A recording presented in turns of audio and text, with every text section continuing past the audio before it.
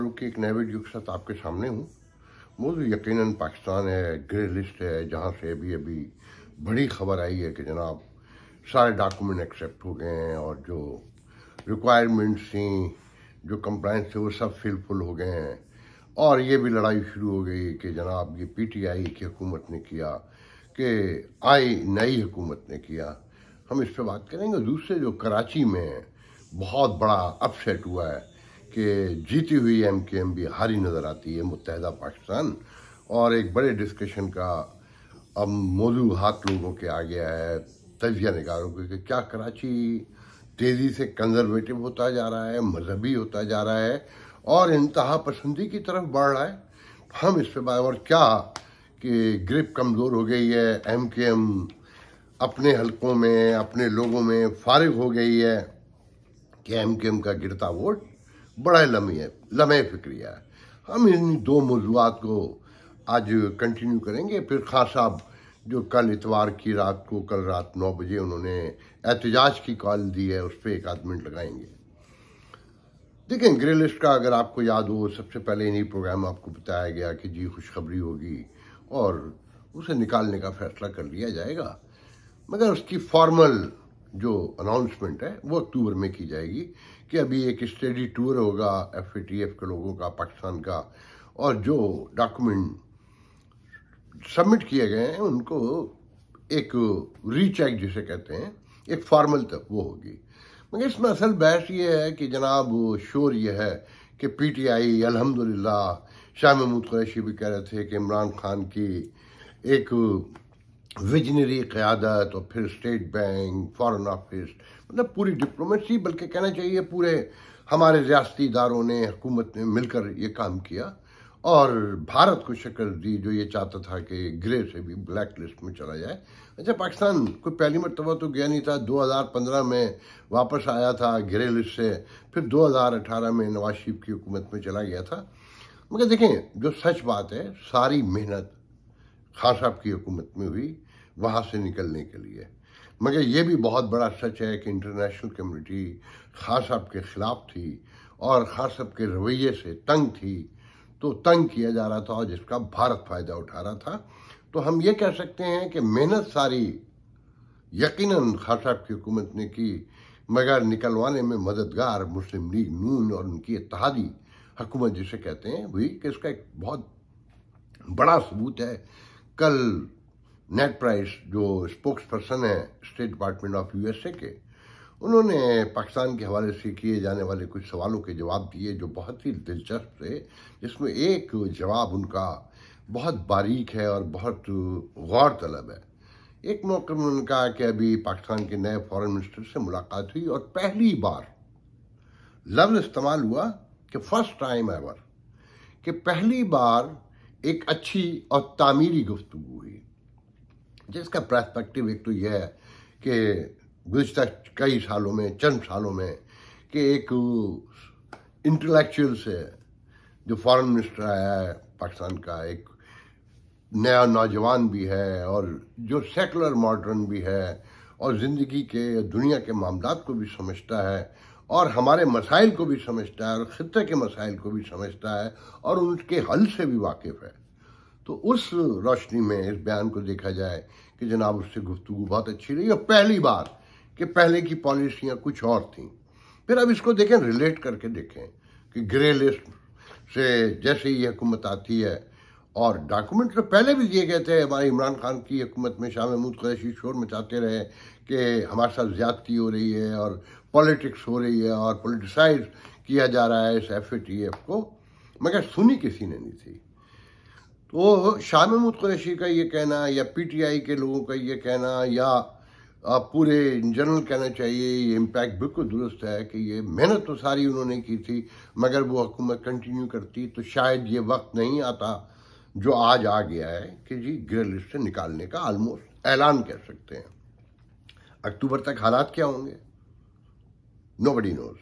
मगर आज की सिचुएशन ये है, मगर साथ में ये भी जहन में रखें कि तजिया निगार, इकॉनमिस्ट ये कहते हैं कि अब पाकिस्तान को कोई फ़र्क नहीं पड़ता, जहां इकॉनमी जाकर खड़ी हो गई है कि मोडी से लेकर जो रेटिंग के इदारे हैं उन्होंने दुनिया में उन्होंने नेगेटिव कर दी है रेटिंग, पर रिजर्वायर ऑलमोस्ट ख़त्म पर हैं, एक्सपोर्ट इतनी है नहीं, कोई नए एस्पेक्ट जो कहना चाहिए कि नई एक्सपोर्ट के लिए कोई चीज़ें भी ऐसी नहीं हैं जो आप इकॉनमी को ग्रो कर सकें। फिर जो ग्लोबल रिसेशन है, जो क्राइसिस है, और अगर ये बढ़ जाता है तो मामला बहुत ख़राब हो सकते हैं अगर तेल की प्राइस नीचे ना आए और बढ़ जाए, खुदा न खास्ता, कि अभी लोग भूख से मर रहे हैं, खुदकुशियाँ कर रहे हैं, तशद्दुद बढ़ रहा है, डकैतियाँ बढ़ रही हैं। आप देखें यहाँ चारों तरफ एक कोहराम बपा है इस वक्त पाकिस्तान में, और मीडिया को ना तो इतनी फुर्सत है और ना उसे कवर करने की इतनी बड़े पैमाने पर इजाज़त है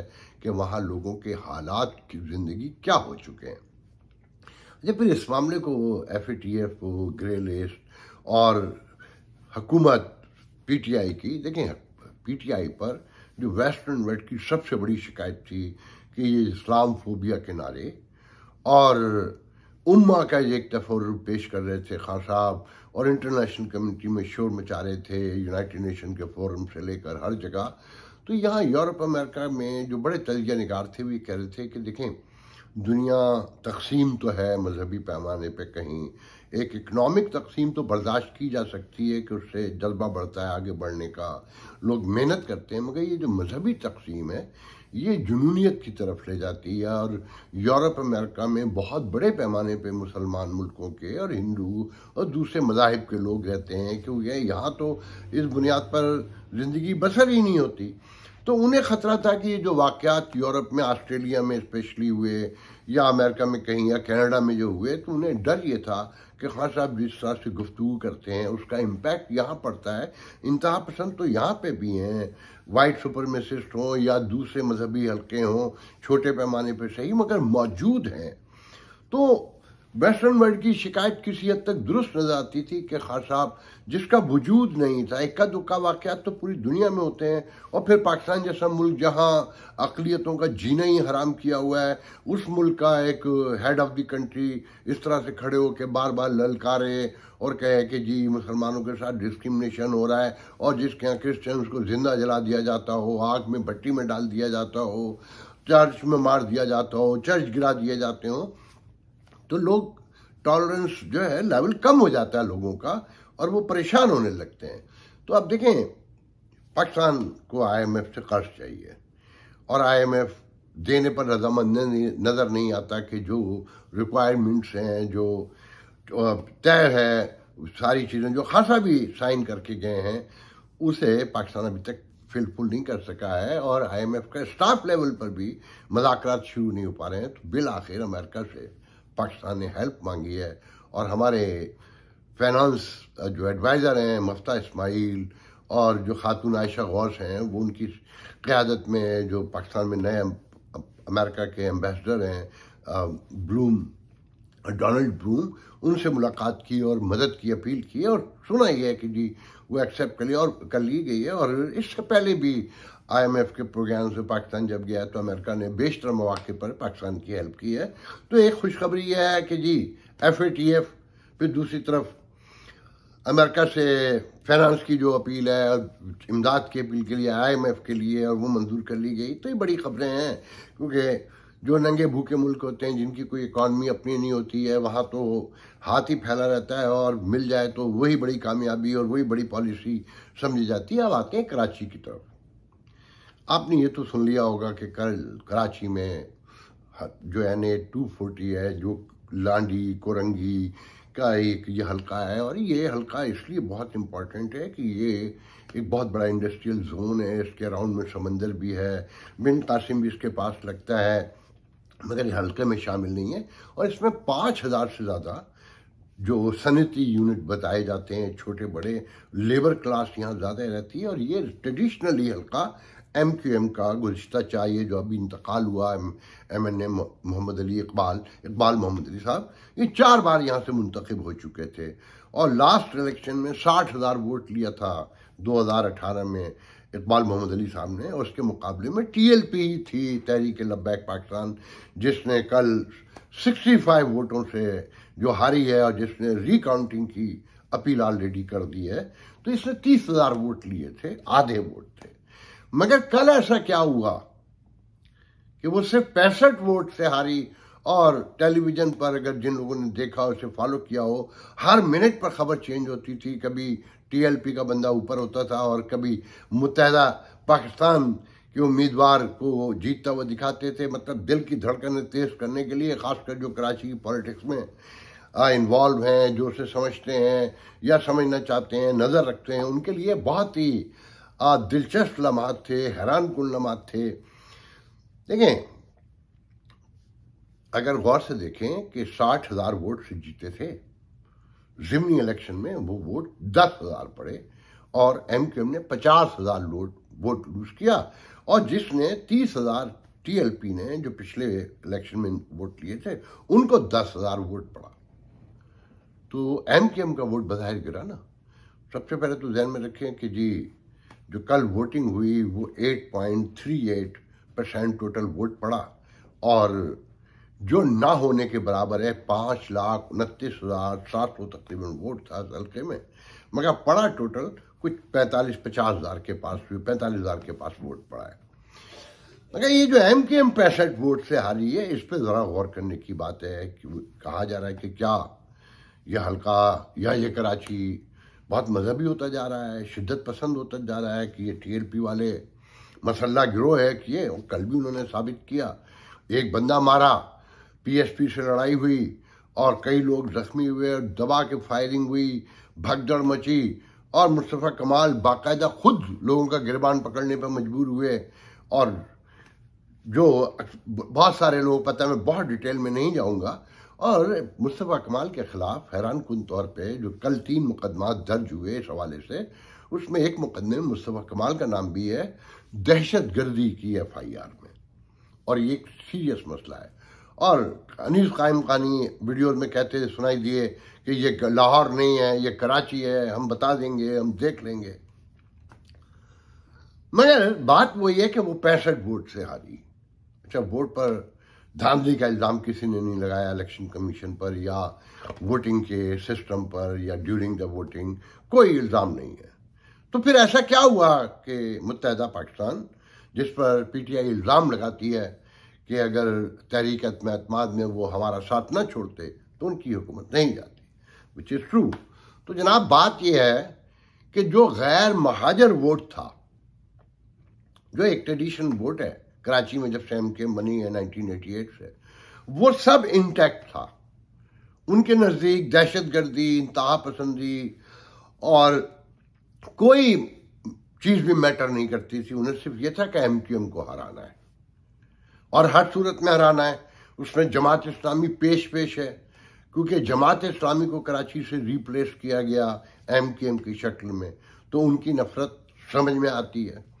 फिर टीएलपी खुद एक नई जमात है, उसे सबसे मुकाबला करना है, उसकी वजह भी समझ में आती है कि वो तो कंटेस्ट कर रही थी उसके मुकाबले में, और 2018 में भी किया था।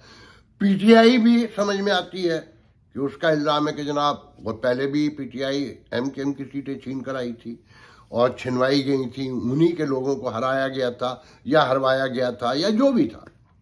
और फिर उनकी हुकूमत गिरवाने में एमकेएम मददगार थी, उनकी वजह भी समझ में आती है कि उनकी नफरत। और पीटीआई ने यहाँ इलेक्शन में हिस्सा भी नहीं लिया। 3 उम्मीदवार खड़े हुए, मगर तीनों में से किसी को भी पीटीआई ने इंडोर्स नहीं किया और अपना टिकट नहीं दिया और बाइकाट किया। जमात इस्लामी ने भी यहाँ बाइकाट किया, जेयूआई ने भी यहाँ बाइकाट किया बज़ाहिर, मगर अंदर से सब एक थे। और इन सबके वोटर्स को हिदायत थी कि एमकेएम को नहीं छोड़ना है, इसे हराना है और इसे जिंदा दफन कर देना है कि बल्दियाती इलेक्शन होने जा रहे हैं, उसकी नॉमिनेशन वगैरह शुरू हो गई है। गो के एमकेएम और पीपल्स पार्टी के दरमियान मामला तय नहीं हुए, जो मुआहिदा हुआ था इस हुकूमत को गिराते हुए, और पीपल्स पार्टी अपनी जगह पर जैसे उसका किरदार रहा है हमेशा से वही सामने है, हमारे साथ वो मौजूद नहीं है। तो सब जमातें अपने अपने बल्दियाती इलेक्शन में अपने ख्वाब देख रही है। जमात इस्लामी, जिसे इस वक्त इस्टेब्लिशमेंट ग्रेजुअली आगे ला रही है, लोगों के काम करवाए जा रहे हैं और इस्टेब्लिशमेंट के थ्रू जो अगवा हो जाएं लड़के या पुलिस थाना, तो वो जमात इस्लामी के जरिए छुड़वाए जा रहे हैं आजकल के। देखें जनाब, जमात इस्लामी की बड़ा असर है। मगर यहाँ जो सबसे दिलचस्प तरीन बात यह है कि वो अल्ताफ हुसैन लंदन ग्रुप जो कहलाता है अब, और जो बानी हैं MKM के कायद हैं, जिन्होंने इलेक्शन का बज़ाहिर बाइकाट किया हुआ था और उन्हें इजाज़त भी नहीं है इलेक्शन में हिस्सा लेने की, उनके लोगों का तो नारे लड़के लगाए तो अगवा हो जाते हैं, रेंजर उठा के ले जाती है, मगर उन्होंने अपने लोगों को हिदायत की थी कि मुत्तहदा को नहीं छोड़ना है, ये गद्दार है और इसे इलेक्शन में नहीं जीतने देना है।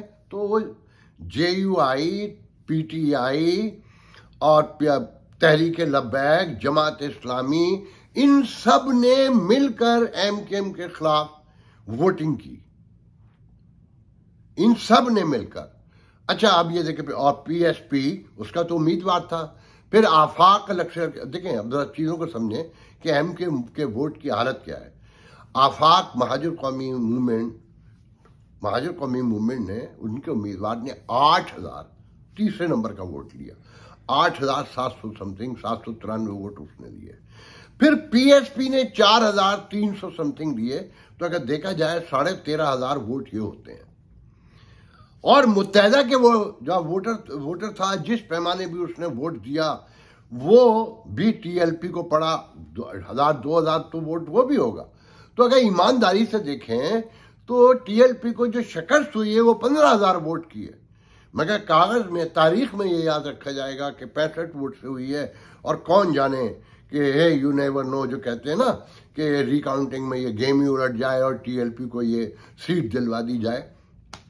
तो देखने में यह आया कि जो एंटी महाजर वोट है वो भी मुत्तहद है, और महाजरों ने भी वोट जाकर वहां डाला जिनके मसाइल आज भी एज़ हैं, और जो MKM में शिकायत थी, मुत्तहदा पाकिस्तान ने किसी हद तक उन्हें दूर किया है। उसका स्टैंड है, एक उसूली सियासत करने पर तैयार नज़र आती है, आमादा नज़र आती है, मगर उसे हराने के लिए सब मुत्तहद हैं। इससे आप एक तो होने वाले बल्दियाती इलेक्शन का अंदाज़ा लगा सकते हैं। फिर जनरल इलेक्शन में देखिए, मैंने अभी 2-3 दिन पहले आपको प्रोग्राम में कहा था कि कराची का वोट स्प्लिट करना है, किसी एक जमात को, चाहे वो PTI हो, MKM हो, या मुत्तहदा पाकिस्तान लंदन हो, और जमात इस्लामी हो, TLP हो, PSP का तो कोई बेचारे का जिक्र ही नहीं है।